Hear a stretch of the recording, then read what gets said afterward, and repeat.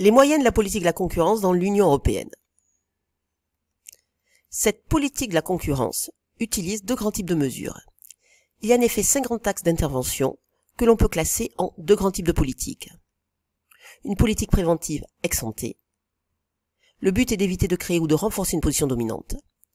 Une politique répressive et rétrospective qui est basée sur des sanctions. Commençons par étudier les mesures de politique préventive. Il y a 3 grands types de mesures. L'analyse d'impact anticoncurrentiel des opérations de concentration, la surveillance des aides publiques, et enfin l'ouverture à la concurrence des marchés.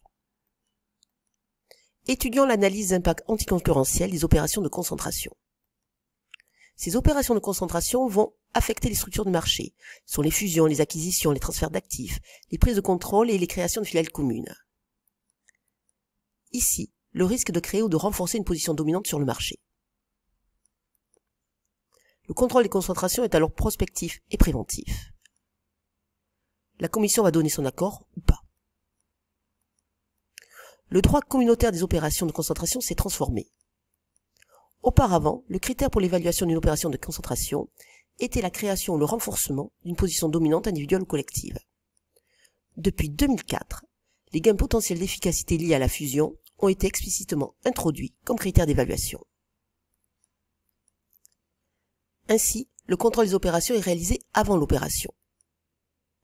L'autorité de la concurrence va réaliser un bilan de l'opération et va donc comparer les gains d'efficacité potentiels avec les risques de la création d'une position dominante. L'autorité de la concurrence va alors autoriser l'opération quand les gains d'efficacité potentiels sont supérieurs au risque de la création d'une position dominante. En revanche, elle interdit l'opération quand l'opération crée ou renforce une position dominante susceptible de déboucher sur des abus. Deuxième type de mesure, la surveillance des aides publiques. Les aides publiques aux entreprises peuvent prendre deux formes, des subventions, par exemple des transferts d'argent, des prêts à taux privilégiés, ou bien des exonérations fiscales, c'est-à-dire des réductions d'impôts.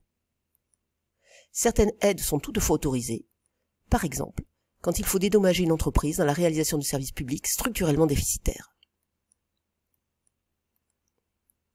Le contrôle de la Commission se fait alors de deux manières. Pour les aides existant avant d'entrer dans l'Union européenne, la Commission va vérifier si cette aide est compatible ou pas. Si elle ne l'est pas, elle en informe l'État membre et le risque est de procédures d'examen formel. Pour les aides qui sont nouvelles, l'État membre doit demander l'autorisation à la Commission. Dans la plupart des cas, la Commission répondra par l'affirmative puisque 9 demandes sur 10 ont été autorisées.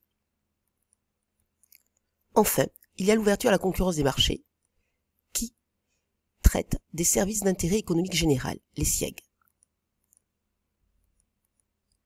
Ce sont des services de nature économique que les États membres ou la communauté soumettent à des obligations spécifiques de services publics en vertu d'un critère d'intérêt général.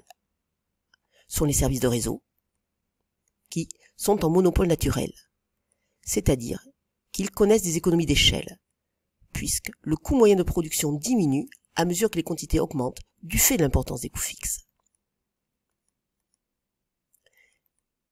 Ces SIEG doivent être accessibles à tous, même dans les zones où ils ne sont pas rentables. Ce sont des services universels. Ce sont des services de base offerts à tous dans l'ensemble de la communauté, à des conditions tarifaires abordables et avec un niveau de qualité standard. L'ouverture des marchés pour ces activités va répondre à un principe en Union européenne. D'abord, il va y avoir la libéralisation des marchés qui nécessite l'utilisation d'un réseau.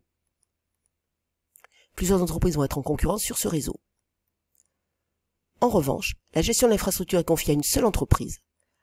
En effet, du fait de l'importance des coûts fixes, seule une entreprise peut être rentable.